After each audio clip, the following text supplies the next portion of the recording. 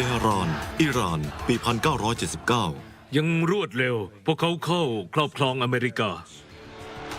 ผู้คนถูกควบคุมตัวถึง 444 วัน ชีวิตคนของเราในอิหร่านเป็นอันตราย ความพยายามกู้ภัยจบด้วยหายนะ การเผชิญหน้าครั้งแรกของอเมริกากับชาวอิสลาม ผมโมโหคนอิหร่าน และผมโมโหรัฐบาลของเราเองด้วยคำถาม และคำตอบ และเรื่องราวเบื้องหลังวิกฤตตัวประกันอิหร่าน ที่นี่ใน The Final Report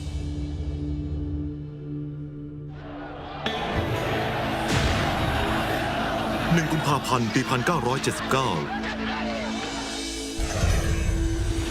เตหะราน เมืองหลวงของประเทศอิหร่าน มันเป็นเวลาแห่งความไม่สงบ การปฏิวัติกำลังเริ่มขึ้น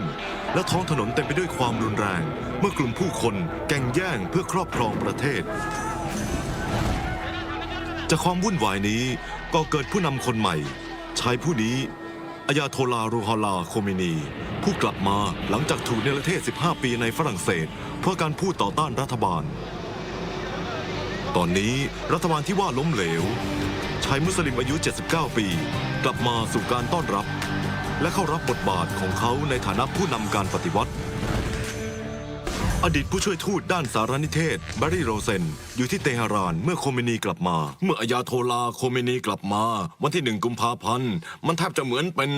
วันยิ่งใหญ่ที่สุดสำหรับชาวอิหร่านเลยสำหรับคนอื่นมันยากจะเข้าใจว่าผู้นำทางศาสนามีอำนาจขนาดนี้ได้อย่างไร โคเมนีสอนอะไรที่ทำให้เขาช่างโด่งดัง โคเมนีจัดตั้งทั้งรัฐบาลเฉพาะการและคณะเพื่อการปฏิวัติ กลุ่มแรกสร้างขึ้นจากนักการเมืองคารวาสและกลุ่มหลังนักบวชมุสลิมหรือมุลลาผู้บังคับใช้กฎอิสลาม ซึ่งควรจัดตั้งขึ้นชั่วคราวจนกว่าจะจัดตั้งรัฐบาลถาวรสำเร็จ ภายใต้รัฐบาลใหม่โคเมนีจะเป็นผู้นำสูงสุดของประเทศ การเลือกตั้งประธานาธิบดีจะเกิดขึ้นแต่โคเมนีต้องอนุมัติผู้สมัครทุกคน2 สัปดาห์ก่อนหน้าคณะปฏิวัติขับไล่ผู้นำอิหร่านชาเรซา ปาลาวี ผู้หนีเตหะรานไปอียิปต์จะเห็นได้ถึงความเกลียดชังชา มีแต่ภาพถ่ายของโคเมนีและคำสอนเขาผู้คนต่างตะโกนมาร์กบาชาออกไปซะด้วยการสนับสนุนของสหรัฐกษัตริย์อิหร่านปกครองอิหร่านหลายทศวรรษทำไมชาวอิหร่านเกลียดกษัตริย์นักล่ะเมื่อกษัตริย์อิหร่านได้หลบหนีไป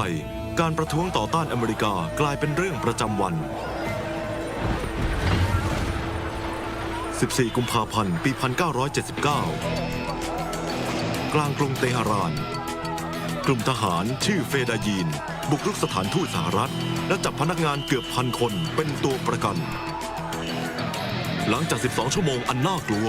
โคเมนีส่งอาสาสมัครเพื่อยุติวิกฤตกระทรวงการต่างประเทศสหรัฐปิดสถานทูตและส่งพนักงานส่วนใหญ่กลับไปยังสหรัฐแบร์รี่โรเซนเป็นหนึ่งในพนักงาน 70 คนผู้กลับไปอย่างสมัครใจเมื่อเปิดสถานทูตอีกครั้ง1 เดือนต่อมามันเป็นช่วงอันตรายเพราะว่าเวลาเดินทางไปที่ไหนก็ตามคุณอาจจะถูกหยุดคุมตัวเพื่อสอบสวนหรือถูกยิงขณะที่สถานการณ์ในเตหะรานอันตรายมากยิ่งขึ้นสำหรับชาวอเมริกันแต่ยิ่งเลวร้ายสำหรับชาวอิหร่านโคเมนีเพิกถอนสิทธิพื้นฐานอย่างการโหวตของผู้หญิงซึ่งเคยอนุญาตภายใต้กษัตริย์อิหร่านโคเมนีและคณะปฏิวัติสั่งให้ทหารล่าและฆาตกรรมผู้คัดค้านอย่างเปิดเผยบนถนนทั้งที่ค่อนข้างอันตรายมากในเตหะรานทำไมรัฐบาลสหรัฐไม่ปิดสถานทูตอย่างถาวรล่ะวันที่ 22 ตุลาคม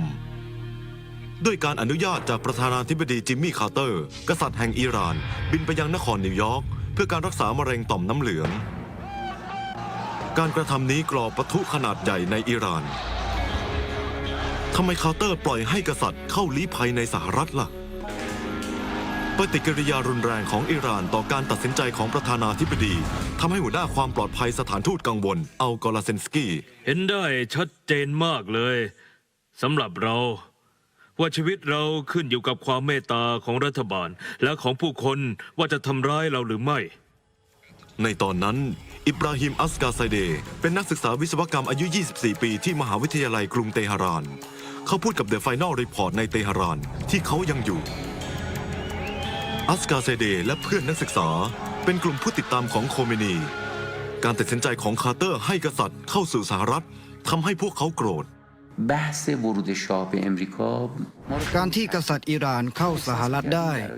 ทำให้พวกเราโกรธมาก اینکه نسبت به این เรารู้สึกว่าพวกเราต้องตอบสนองต่อการกระทำของสหรัฐต้องทำบางอย่าง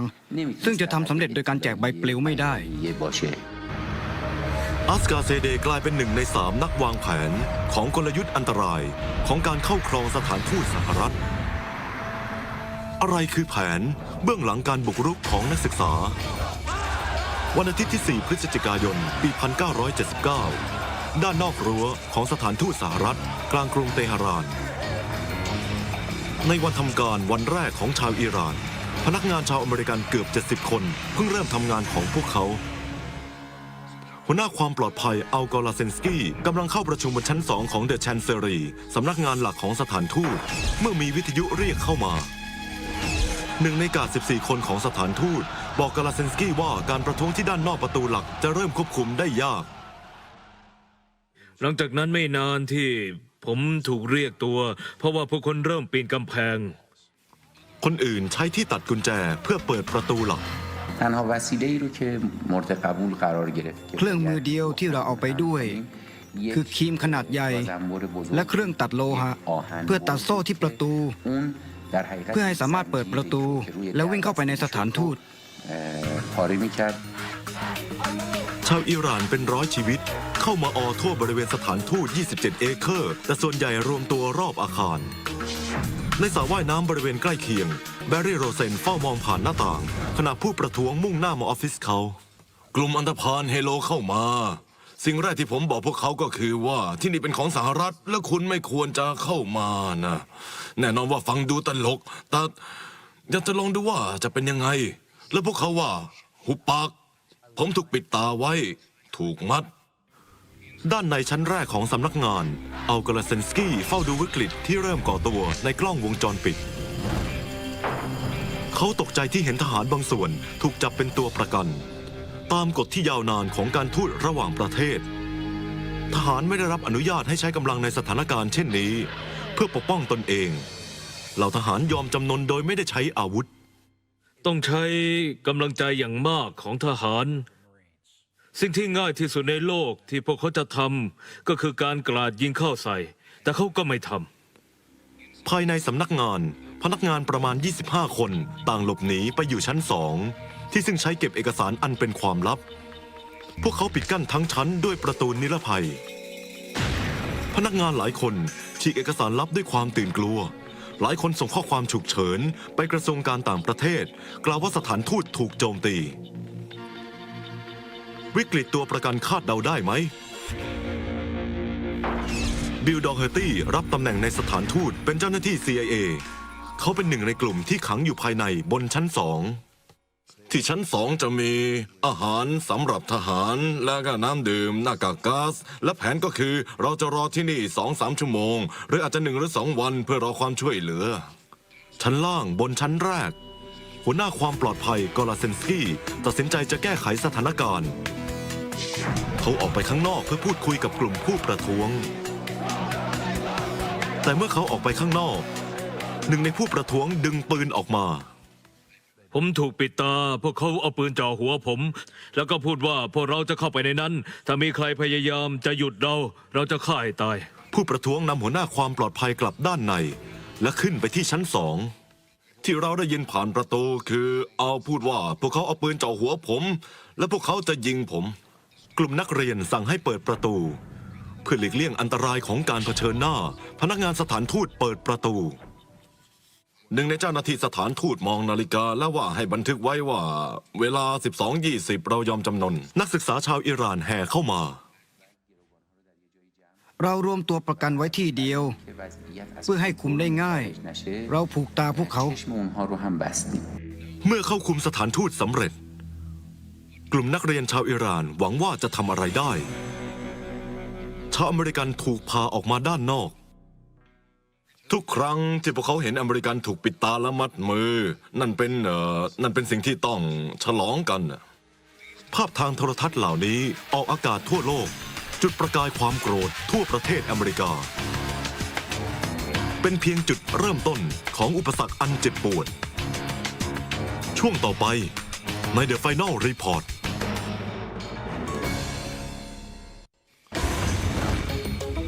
4 พฤศจิกายน ปี 1979 เตหะราน อิหร่าน หลังเข้าบุกรุกสถานทูตสหรัฐ นักศึกษาหลายร้อยคนจากมหาวิทยาลัยในอิหร่าน จับอเมริกัน 63 คนเป็นตัวประกัน วอชิงตันดีซีโฆษกกระทรวงการต่างประเทศสหรัฐฮอดดิ้งคาร์เตอร์ออกแถลงการในนามของระบอบปกครองคาร์เตอร์ เรามีเพียงข้อมูลทางอ้อมเกี่ยวกับสถานการณ์ภายในสถานทูต เราคาดหวังว่ารัฐบาลอิหร่านจะรักษาความปลอดภัยให้กับชาวอเมริกัน แต่ด้วยสภาพความวุ่นวายในอิหร่าน ใครกันแน่ที่ครอบครองประเทศ เตหะรานในช่วงบ่าย กลุ่มนักเรียนย้ายตัวประกันส่วนมากไปยังที่พักของทูตสหรัฐอเมริกา หลังจากนั้นการสอบปากคำเริ่มขึ้น พวกเขาอยากรู้ว่าใครเป็นสายลับพวกเขาอยากจะเปิดตู้เซฟนะครับ จากนั้นกลุ่มนักเรียนพบเอกสารถูกทำลาย ทำให้เราคิดว่าอาจจะมีเอกสารสำคัญที่นี่ มากเกินกว่าที่สถานที่เช่นนี้ควรจะมี ชาวอิหร่านคิดว่าชาวอเมริกันกำลังทำอะไรตีหนึ่ง ชาวอิหร่านเริ่มสอบสวนเจ้าหน้าที่ CIA บิล ดอเฮอร์ตี้ ผมต้องยืนติดผนัง ถูกปิดตามัดมือกับผมว่าอาจจะเป็นนักสอบปากคำมืออาชีพ ผมได้ยินเขาเล่นกับปืนสั้นหมุนกระบอกปืนเอียงมันไปทางซ้ายและขวา จากนั้นการสอบปากคำเริ่มมีความรุนแรง ผมถูกตีตกจากเก้าอี้แล้วก็ถูกตีที่หัวด้วย มันมีการใช้กำลังตอนสอบปากคำไม่เชิงว่าเพราะต้องการให้ผมพูด แต่เป็นการลงโทษที่พูดสิ่งที่พวกเขาไม่ชอบ ช่วงดึกคืนนั้นชายผู้นำของการปฏิวัติอิหร่านอายาโทลาห์ โคเมนีออกมากล่าวสนับสนุนอย่างเปิดเผย ต่อการบุกรุกสถานทูตสหรัฐ ผู้นำของการปฏิวัติประกาศการกระทำของเราว่ากล้าหาญเป็นการปฏิวัติที่ดี และอ้างว่ามันเป็นสิ่งที่สำคัญมากกว่าตัวการปฏิวัติเอง ผมรู้ว่าเราอยู่ในอันตราย นี่ไม่ใช่การบุกรุกแบบวันเดียวจบ เมื่อโคเมนีออกมาสนับสนุนอย่างเปิดเผย บทบาทของเขาในการบุกรุกสถานทูตคืออะไร วันจันทร์ที่ 5 พฤศจิกายน วันที่ 2 ของวิกฤตตัวประกัน คนนับพันรวมตัวกันด้านนอกสถานทูตเพื่อสนับสนุน ในตอนนั้นอับบาส แอบดีเป็นนักศึกษาอายุ 23 ปี พวกนักเรียนเริ่มเชื่อในสิ่งที่พวกเขาทำมากยิ่งขึ้นเพราะผลที่พวกเขาได้เห็น คือการได้รับการสนับสนุนจากผู้คน ซึ่งมากกว่าที่พวกเขาจินตนาการเอาไว้ เราตระหนักว่าสถานการณ์เริ่มซับซ้อนมากขึ้น และเกินกว่าที่ได้วางแผนไว้ ผมบอกกับเพื่อนว่านี่จะเป็นวิกฤตที่ยาวนาน ในวันนั้นเอง ชาวอิหร่านพบพนักงานอีก 3 คนซ่อนตัวอยู่ในอาคารห้างออกไป1 ไมล์ทำให้ตัวประกันเพิ่มขึ้นเป็น 66 คน หลังจากนั้นไม่กี่วัน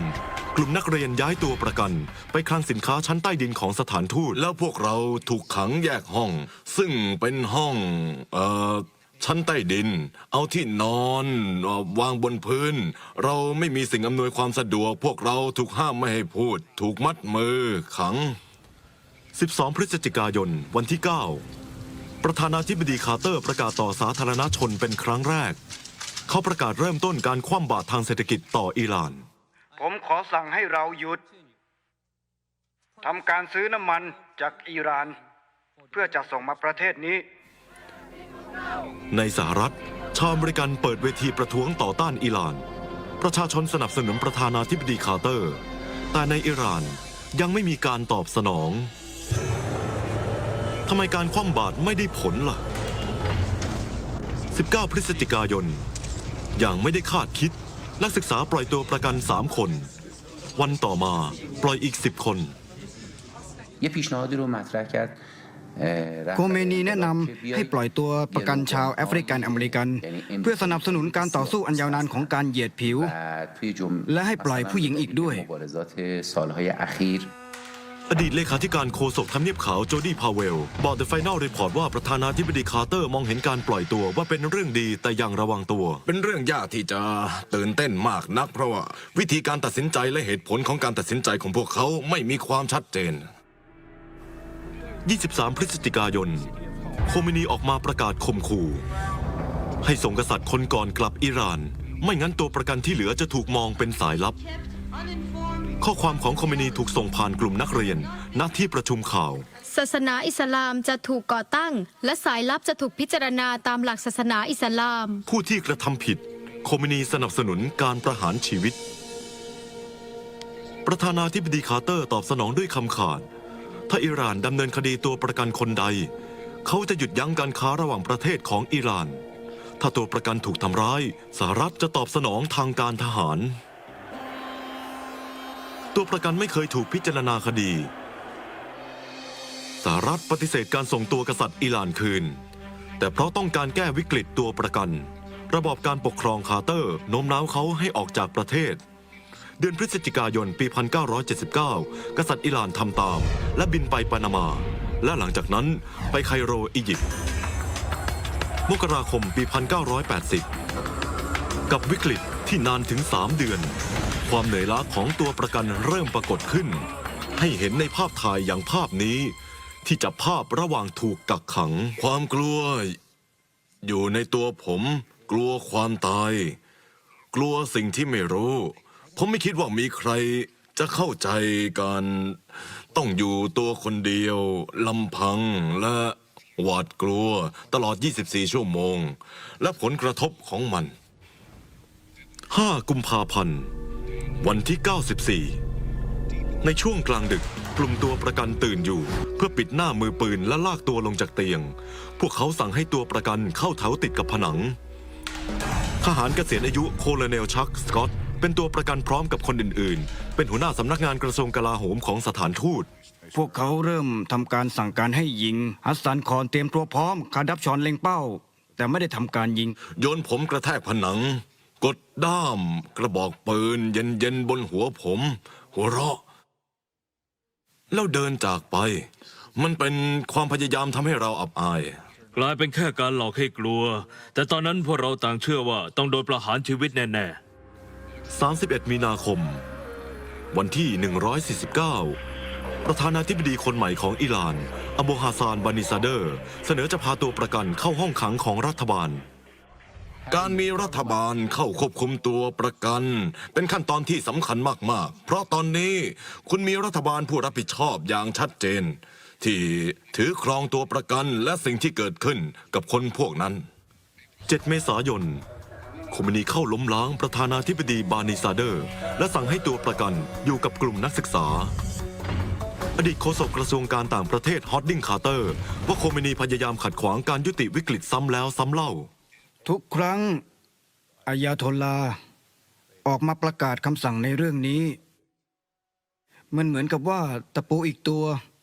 ถูกตอกลงบนโลงศพของนโยบายเราของสถานการณ์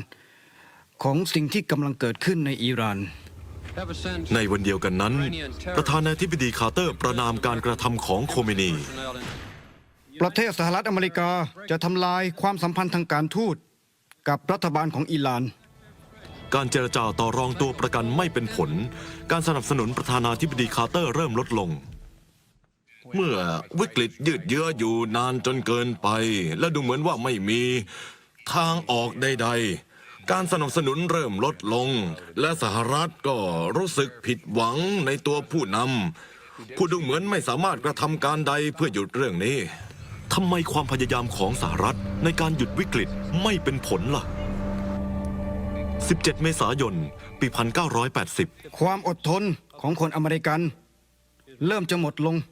เรายังมีทางเลือกอื่นที่สามารถใช้ได้ และอาจกลายเป็นสิ่งที่จำเป็น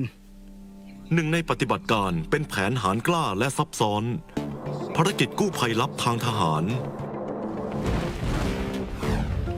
ขณะนั้นแกรี่ซิกเป็น Principal Aide ของอิหร่านแห่งสภารักษาความปลอดภัยแห่งชาติเขาว่าปฏิบัติการนี้เป็นทางเลือกขั้นสุดท้าย มันเป็นปฏิบัติการที่เสี่ยงมากทำบางอย่างที่เราไม่เคยทำมาก่อน และทุกคนรู้ว่าอาจจะเกิดความผิดพลาด ภารกิจกู้ภัยเสี่ยงอันตรายได้เริ่มขึ้น นั่นและคำตอบต่อทุกคำถามของเรา ต่อไปเมื่อ The Final Report กลับมา 17 เมษายน 1980 เตหะราน อิหร่าน วันที่ 166 ของวิกฤตตัวประกันในอิหร่าน เมื่ออิหร่านไม่สนใจความพยายามทางการทูตเพื่อยุติความขัดแย้ง ท่านประธานาธิบดีเปิดตัวภารกิจกู้ภัย ชื่อปฏิบัติการ Eagle Claw 24 เมษายน เครื่องบินขนส่ง 436 ลำ และเฮลิคอปเตอร์ซิสตอเลียน 8 ลำออกบินจาก 2 พื้นที่ 1 จากทะเลอาหรับ อีก 1 จากอ่าวเปอร์เซีย เครื่องบินบรรทุกคอมมานโด 120 หน่วย ผู้จะบุกเข้าสถานทูตและกู้ภัยตัวประกันทางอากาศ ขั้นแรก ทีมทั้งหมดต้องนัดพบ และเติมเชื้อเพลิงในพื้นที่ห่างไกลในทะเลทรายอิหร่าน ชื่อเดเซิร์ตวันห่างกรุงเตหะรานออกไป 260 ไมล์ พายุทรายและเครื่องยนต์ล้มเหลว บังคับคอปเตอร์ 2 ลำให้ต้องหยุดการทำงาน ลำอื่นล้มเหลวที่จุดนัดพบ เหลือ 5 ลำ เมื่อต้องใช้ถึง 6 ลำ ภารกิจถูกยกเลิก แต่ขณะที่เครื่องบินกำลังออกจากทะเลทราย มันพัดทรายขึ้นทำให้มองเห็นไม่ชัด และหนึ่งในนักบินของซิสตอเลียนชนเข้ากับเครื่อง 430 ก่อให้เกิดระเบิดครั้งใหญ่ ติดอยู่ในซากเครื่องบิน ชาย 8 คนเสียชีวิต ร่างพวกเขาต้องถูกทิ้งไว้เบื้องหลัง แผนภารกิจกู้ภัยแย่หรือไม่ ความรับผิดชอบเป็นของผมเพียงผู้เดียว ในผลพวงของความพยายาม เรายังคงยึดรัฐบาลอิหร่านเป็นผู้รับผิดชอบ ต่อความปลอดภัยและการปล่อยตัวประกันชาวอเมริกันที่ถูกกักขังมานาน 28 เมษายน รัฐมนตรีว่าการต่างประเทศไซรัสแวนส์ผู้เรียกร้องการเจรจาต่อรองในช่วงกำลังทหาร ตั้งแต่วิกฤตเริ่มขึ้นลาออกเพื่อประท้ ผ วง มไม่อาจสนับสนุน การตัดสินใจที่ยากลำบาก ที่นำโดยประธานาธิบดี 10 กรกฎาคม ปี 1980 อัยาโทลาห์ คอเมนีปล่อยตัวประกันอีกคนด้วยเหตุทางการแพทย์ 27 กรกฎาคม ไคโร อียิปต์ กษัตริย์คนก่อนของอิหร่าน เรซา ปาลาวี อายุ 60 ตายด้วยมะเร็งต่อมน้ำเหลือง ในเตหะราน การเฉลิมฉลองกว้างขวางเกิดขึ้นบนถนน สหรัฐหวังว่าข่าวจะช่วยยุติวิกฤตตัวประกัน ตอนนี้ในเดือนที่ 9 แต่ก็ไม่มีผลอะไร กันยายน ปี 1980 อิรักบุกรุกอิหร่าน หันเหความสนใจของอิหร่านออกจากวิกฤตตัวประกัน สงครามจะทำให้สหรัฐเริ่มต้นการช่วยเหลือหลายพันล้านดอลลาร์ด้านอาหารและอาวุธกับอิรัก 4 พฤศจิกายน 2 เดือนต่อมา 1 ปีหลังการบุกรุกสถานทูตสหรัฐ ประธานาธิบดีคาร์เตอร์สูญเสียการเลือกตั้งอย่างถล่มทลาย ให้อดีตผู้ว่าการรัฐแคลิฟอร์เนียโรนัลด์ เรแกน ไม่นานหลังการเลือกตั้ง นักการทูตแอลจีเรียเข้าหาสหรัฐ และว่าอิหร่านเลือกพวกเขาให้เป็นสื่อกลางการเจรจาตัวประกัน ระบอบการปกครองคาร์เตอร์ตกลงและเจรจาอย่างเป็นทางการ 25 ธันวาคม วันที่ 418 ตัวประกันฉลองวันคริสต์มาสที่ 2 ในห้องขัง คอมมิวนีให้บาทหลวง 3 ท่านทำพิธีเฉลิมฉลองให้ตัวประกัน กล้องโทรทัศน์ของชาวอิหร่านจับภาพพวกเขาบันทึกข้อความส่งถึงครอบครัว ถึงภรรยาผมริต้าโอเด ผมอยากจะบอกเธอ ว่าผมคิดถึงเธอ ผมสบายดี ผมหวังจะได้กลับบ้าน แต่เมื่อไหร่ไม่รู้ ถึงแม่ที่รัก ผมอยากให้แม่รู้ว่าผมคิดถึงเสมอ ระหว่างรอส ฮัชนาและฮานุกกะ และผมพูดว่าแฮปปี้ฮานุกกะ เพราะผมอยากให้แม่รู้ว่าผมยังมีสิทธิ์บางอย่างเพื่อพูดบางอย่าง แม้อยู่ในสาธารณรัฐอิสลาม 19 มกราคม ปี 1981 วอชิงตันดีซี ประธานาธิบดีคาร์เตอร์มอบข่าวที่รอคอยมานาน เราได้สร้างข้อตกลงกับอิหร่าน ซึ่งจะเป็นผลให้เกิดเสรีภาพกับตัวประกันชาวอเมริกันของเรา เงื่อนไขของข้อตกลงคืออะไร เช้าวันรุ่งขึ้น วันเข้ารับตำแหน่ง วางมือซ้ายบนไบเบิลและยกมือขวาขึ้น นาทีหลังจากโรนัลด์ เรแกนเข้าดำรงตำแหน่ง รัฐบาลอิหร่านปล่อยตัวประกันที่เหลืออีก 52 คน ทำไมชาวอิหร่านเลือกเวลานี้เพื่อปล่อยตัวประกันล่ะ 25 มกราคม ที่สนามบินสจ๊วตนิวเบิร์ก นิวยอร์ก หลังจากถูกกักขัง 444 วัน ตัวประกันที่เหลือ 52 คนได้รับการต้อนรับกลับบ้าน พวกเขาได้รู้ถึงผลกระทบจากวิกฤตต่อทั้งประเทศ ประเทศของเรารู้สึกถูกเหยียดหยาม การปล่อยตัวแสดงถึงความโล่งใจ ซึ่งได้ก่อตัวขึ้นตั้งแต่เวียดนาม และมันก็โอเคที่จะเริ่มรู้สึกดีเกี่ยวกับการเป็นชาวอเมริกันอีกครั้ง 10 ปีต่อมาสถานทูตสหรัฐในเตหะรานยังคงปิด ทั้งสองประเทศไม่เคยได้กลับมาสารความสัมพันธ์กันอีก และคำถามเกี่ยวกับเหตุการณ์ที่ก่อให้เกิดความเป็นปรปักษ์ยาวนานนี้ วิกฤตตัวประกันยังสดใหม่ เมื่อเราตอบคำถาม เราค้นพบรายละเอียดใหม่เกี่ยวกับความผิดพลาดของประธานาธิบดีคาร์เตอร์ ความต้องการที่แท้จริงของคนร้าย และมรดกตกทอดของอายาโทลาห์ โคเมนี โคเมนีสอนอะไรที่ทำให้เขาช่างโด่งดัง เขาขอหยุดพักจากตะวันตกกลับไปยังอิหร่าน รากฐานอิสลาม การปฏิวัติของอิหร่านเป็นส่วนหนึ่งของแนวโน้มต่อหลักยึดถือศาสนาอิสลามทั่วภูมิภาค แต่อย่างที่นักเขียนเดวิด ฟาเบอร์ชี้ให้เห็น เป้าหมายของโคเมนีช่างทะเยอทะยาน คือการสร้างเทวาธิปไตยอิสลาม คือประเทศที่ปกครองตามกฎศาสนาเพียงอย่างเดียว เขาเป็นผู้นำที่โด่งดังมาก ซึ่งความรู้อัลกุรอานถูกมองว่าทรงพลังและสำคัญ เขายังเป็นสัญลักษณ์ของความขัดแย้งในประเทศที่มีความสามารถเพียงน้อยนิดเพื่อขัดแย้ง อำนาจทางศาสนาและการเมืองของโคเมนี มีอิทธิพลยิ่งใหญ่เหนือฝูงชน เมื่อเขาพูด เขาจะว่าประมาณนี้ ปัจจุบัน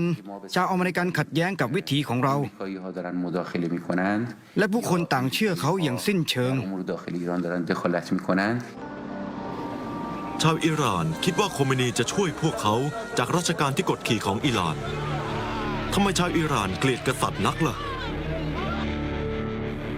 เขาเป็นหัวหน้าของระบอบการปกครองที่โหดร้าย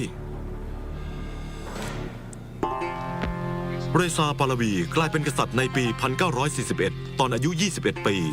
รับช่วงการเป็นกษัตริย์จากพ่อเขา และปกครองประเทศเกือบ 40 ปี ในช่วงรัชสมัยชนชั้นสูงอิหร่านกลุ่มเล็กๆ ได้ผลประโยชน์น้ำมันของประเทศ และชาวอิหร่านที่เหลืออยู่อย่างยากจน ไม่นานนักระบอบกษัตริย์เริ่มเผด็จการอย่างไร้ปราณี ราชการมีกำลังตำรวจลับที่โหดร้ายคือสาวกทั้งทรมานและเขาจับกุมและกักขังทุกคนที่ต่อต้านการปกครองนะ พิจารณาความเกลียดชังของชาวอิหร่านต่อราชการทำไมคาร์เตอร์ปล่อยให้กษัตริย์คนเดิมเข้ามาลี้ภัยในสหรัฐ คาร์เตอร์ทำไปเนื่องจากความเมตตาและภาระผูกพันต่อพันธมิตรอันยาวนานของสหรัฐ ตุลาคมปี 1979 กษัตริย์อาศัยอยู่ในเม็กซิโก และทรมานจากมะเร็งต่อมน้ำเหลือง ที่ปรึกษาประธานาธิบดีคาร์เตอร์บอกว่าการรักษาเป็นไปได้ในอเมริกาเท่านั้น ถ้าเขาถูกมองว่าต้องตายเพราะเราไม่ให้เขาเข้าประเทศเพื่อการรักษาฉุกเฉินเราจะถูกมองไม่ดีทั้งทางการเมืองและทางอื่นด้วย หลายสิบปีสหรัฐพิจารณาอิหร่านเป็นพันธมิตร อิหร่านภายใต้กษัตริย์ได้ช่วยสหรัฐรวบรวมข่าวกรองต่อต้านโซเวียต และยับยั้งการแพร่กระจายลัทธิคอมมิวนิสต์ในตะวันออกกลาง มุมมองของคาร์เตอร์คือ อิหร่านเป็นพันธมิตรที่ดีของสหรัฐและมีความสำคัญมากกับเรา และว่าเราเป็นหนี้ชายคนนี้อยู่บ้าง ไม่กี่วันของการมาถึงของกษัตริย์ในนิวยอร์กมีการประท้วงหน้าสถานทูตสหรัฐในเตหะราน พวกเขาประท้วงต่อเนื่อง2 อาทิตย์ จนถึงวันปล่อยตัวประกันวันที่ 4 พฤศจิกายน อะไรคือแผนเบื้องหลังการล้อมจับตัวประกัน การนั่งประท้วงที่สถานทูต2 วัน เพื่อต่อต้านการตัดสินใจของคาร์เตอร์ในการอนุญาตกษัตริย์เข้าสู่ประเทศ อิบราฮิม อัสกาเซเดบอก The Final Report ว่าในฐานะหนึ่งในผู้นำการจับตัวประกัน เขาและเพื่อนนักศึกษาไม่ได้ตั้งใจจะกักขังใครเกินกว่า 3-4 วัน اون طرح اولیه رو که من نوشته بودم แผนของผมคือให้นักศึกษาจากทั่วทั้งเตหะรานมาเฝ้าสถานทูตสหรัฐนาน 48 ชั่วโมง เพื่อเป็นการประท้วง اعتراض سفارت امریکا หากชาวอเมริกันไม่เห็นด้วย เราจะจับตัวประกัน นอกไปจากนี้ ถ้าเราโชคดี เราอาจจะพบเอกสารที่นั่น เพื่อสนับสนุนคำอ้างว่าสหรัฐได้เข้ามาแทรกแซงวิถีทางในประเทศของอิหร่าน مستند میکنیم کاریمون رو กลุ่มนักศึกษาต้องการอะไรกันแน่ ที่สุดแล้ว นักศึกษาต้องการให้กษัตริย์กลับสู่อิหร่าน เพื่อเข้ารับการพิจารณาคดีอาชญากรรมต่อชาติ فکر میکردیم که این کار کاری เราคิดว่าการบุกรุกสถานทูตจะทำให้ผู้คนเชื่อมั่น ใช้เป็นวิธีการประท้วง และสหรัฐจะส่งตัวกษัตริย์คืนมา پس بده یا بفرسته خارج กับประชาชนชาวอเมริกัน ดูเหมือนรัฐบาลสหรัฐไม่ทันตั้งรับปัญหา แต่คนในบางส่วนยืนยันว่านั่นไม่จริง นั่นและคำตอบเพิ่มเติมต่อคำถามต่อไปเมื่อ The Final Report กลับมา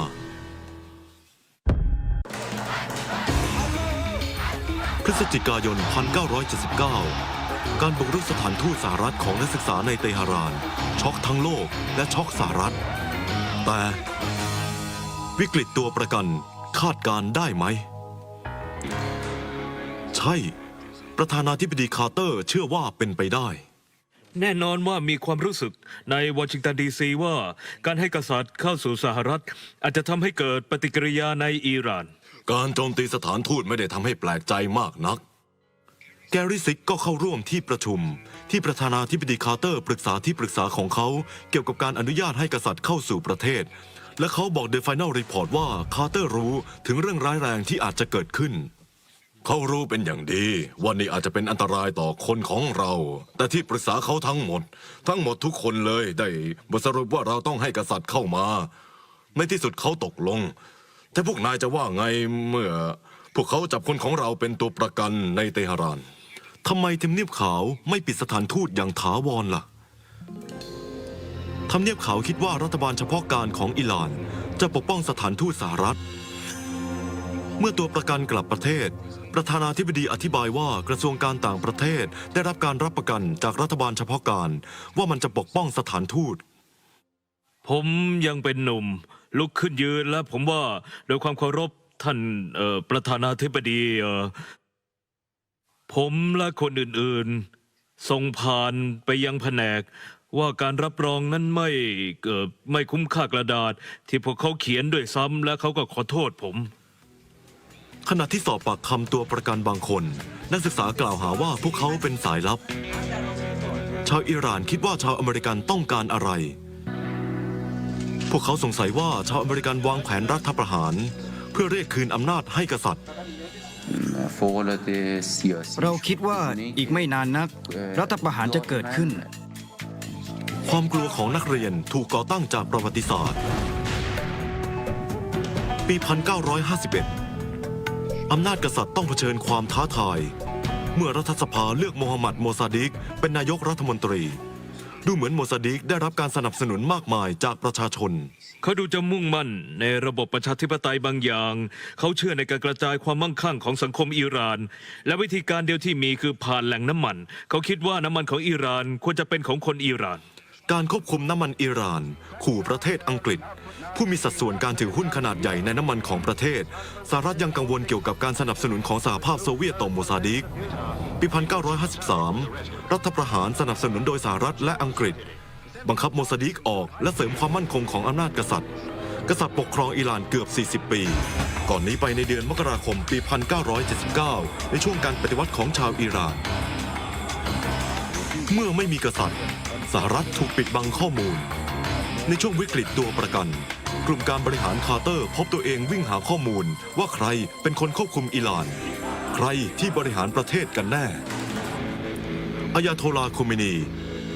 แม้ว่าอบูฮัสซาน บานีซาเดอร์ได้ ได้รับเลือกเป็นประธานาธิบดี แต่เป็นโคเมนีในฐานะผู้นำสูงสุดที่มีอำนาจเด็ดขาด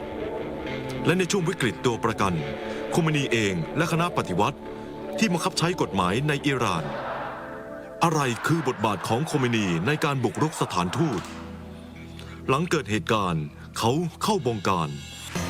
โคเมนีไม่มีส่วนร่วมวางแผนการบุกรุกสถานทูตแต่เมื่อเขาเห็นว่าเหตุการณ์ประสบความสำเร็จเพียงใดในการร่วมมือกันของชาวอิหร่านเขาสนับสนุนมันและใช้การสถานการณ์และนักศึกษาเพื่อส่งเสริมความต้องการทางการเมืองของเขา روز به روز نقش دانشجویان در แต่ละวันผ่านไปบทบาทของเราในการตัดสินใจยิ่งลดลง เราได้ดำเนินการ แต่หลังจากไม่นานเราไม่ใช่คนควบคุมอีกต่อไป เรากลายเป็นนักโทษของรัฐบาลอิหร่าน ไม่ใช่ของกลุ่มนักศึกษาอีกต่อไปนะในช่วงแรกๆของวิกฤตตัวประกัน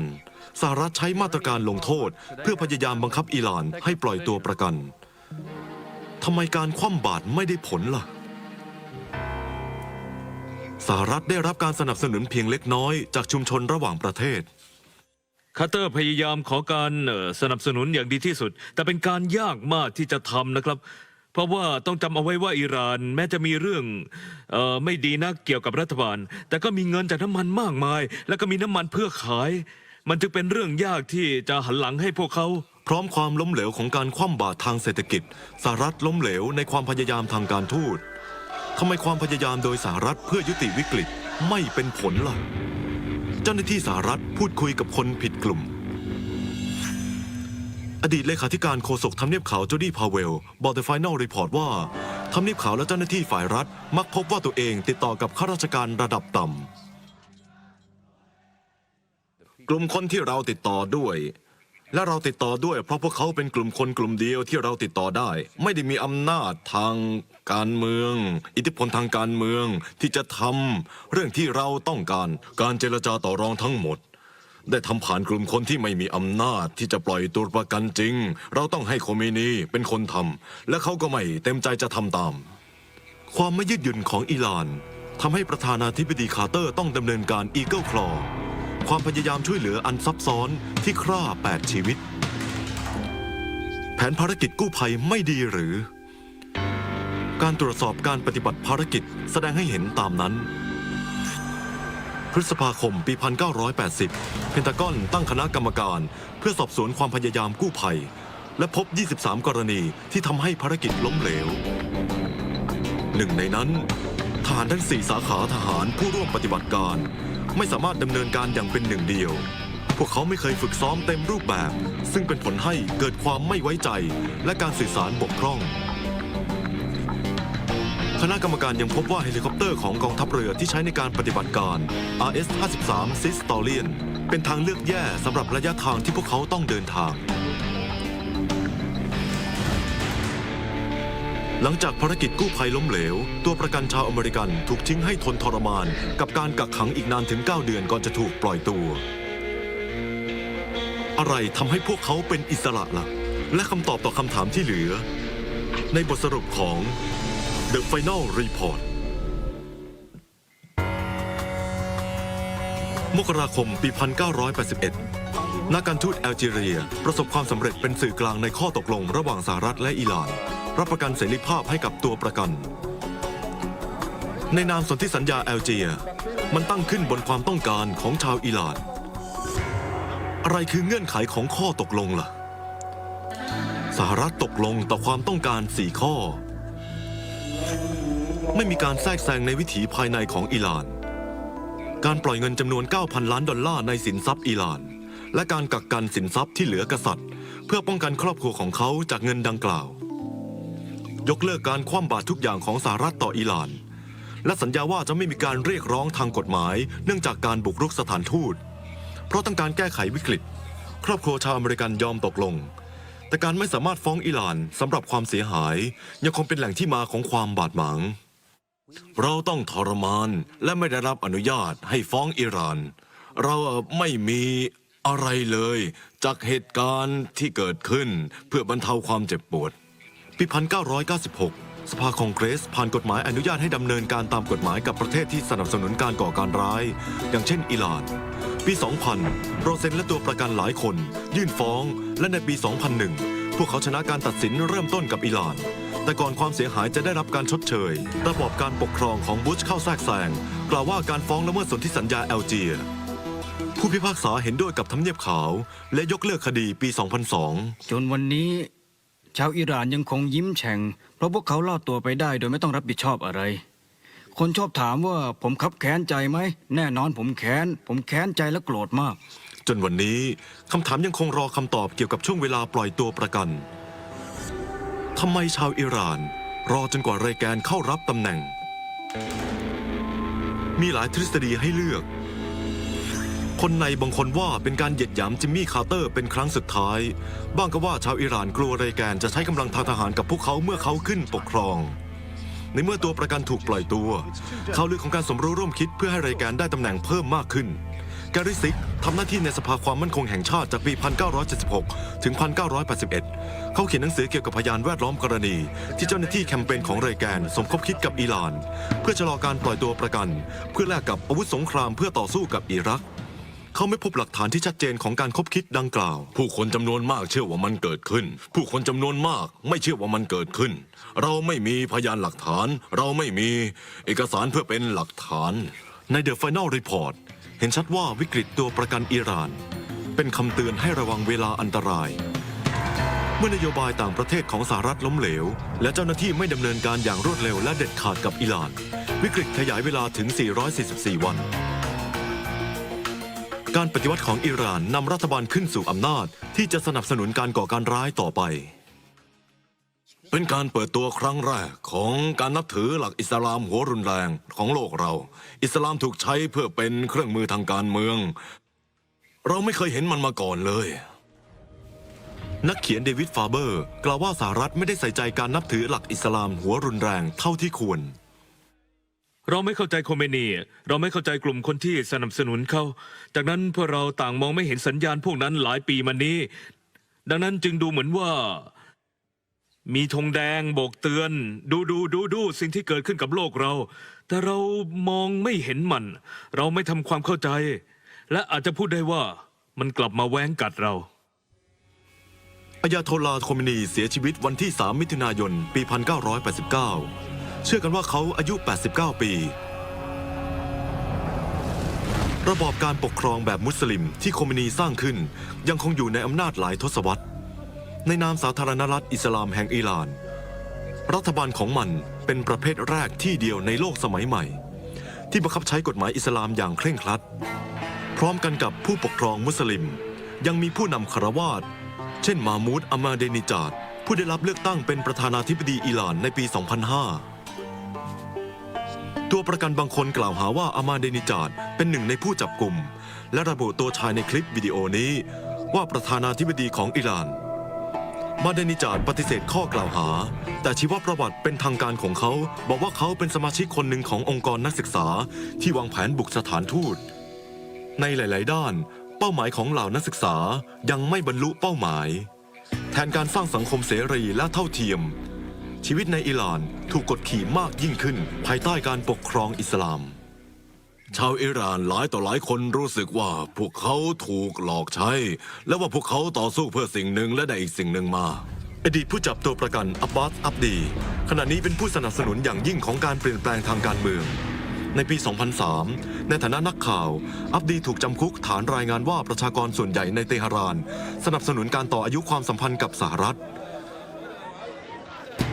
แม้ว่าอับดีและอิบราฮิม อัสกาเซเดยังคงต่อสู้ที่สหรัฐกระตุ้นการบุกรุกสถานทูตโดยสนับสนุนกษัตริย์อิหร่าน ทั้งสองต่างสำนึกผิดต่อความทรมานของตัวประกัน من و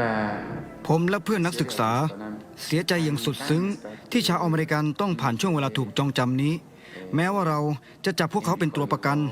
เราเสียใจที่ต้องทำไป เราพยายามที่สุดเพื่อให้พวกเขาสะดวกสบาย